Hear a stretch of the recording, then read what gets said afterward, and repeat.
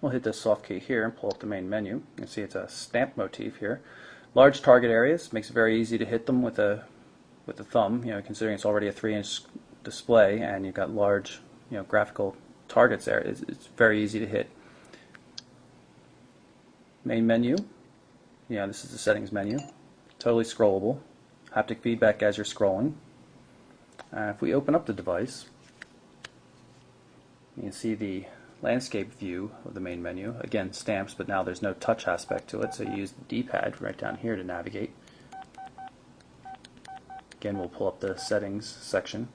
And now you can see that you can move left and right between the main menu settings just by moving left and right on the D-pad, which is pretty cool.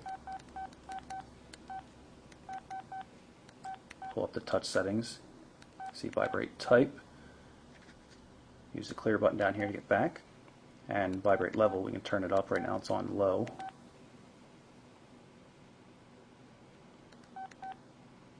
And you can also turn it off totally if you like.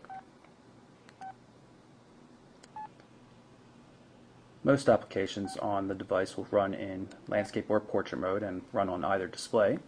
See, we're going to pull up VZ Navigator here. This version has voice input for addresses and searching and things like that, which is pretty cool.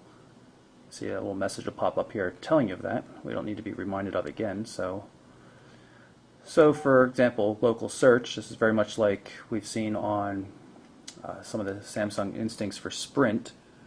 We're just going to enter in the name here. Dairy Queen. And we're going to see what we can find.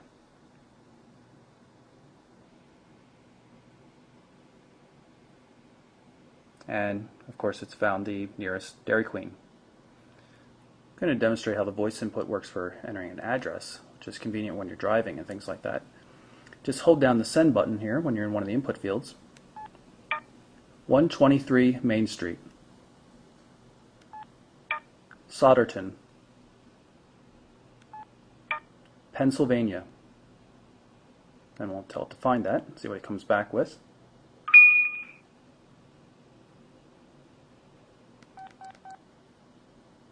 And there we have it, 123 North Main Street, Solderton, PA. And as I mentioned, the application works on the external display as well. There you can see it. It also works in portrait mode. So overall, the navigation application is quite nice on the Envy Touch.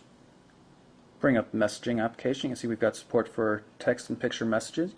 It's also visual voicemail support, which means you can see your messages and listen to them offline and delete them without having to dial in, which is pretty cool. Also, a mobile IM application. You can see we're logged into an AOL Instant Messenger account right now. See the on-screen keyboard. Oops, I'm in triple tap mode. Put that into T9. This is a test. And of course, you can use QWERTY mode as well. Put the period in there.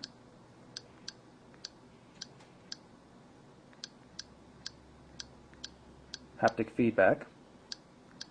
Each key press there. And still yet, you can always open the device and type more. Then we just send it off. Pretty good IM client in general. A little Spartan looking, but not bad overall. In addition to the instant messaging and text messaging, there's also email support. We have corporate mail support in terms of Exchange Server from the RemoSync application. None of this is free, of course. I believe RemoSync is $9.99 a month. Mobile email is free depending on which VCAS package you might have. If you don't have any, then it's $5 a month.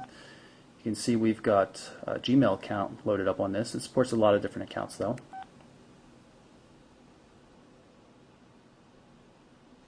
Not the best mail client we've ever seen, but works well enough. There's no stylized text, no bolds, no colors, anything like that.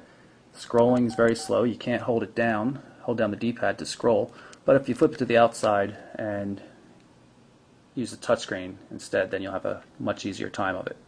Doesn't appear to be any support for viewing attachments, even though it's obvious that this device could show you a JPEG, which we have attached here. You can see that there's one attached, but you just can't get to it. But overall, it's not bad.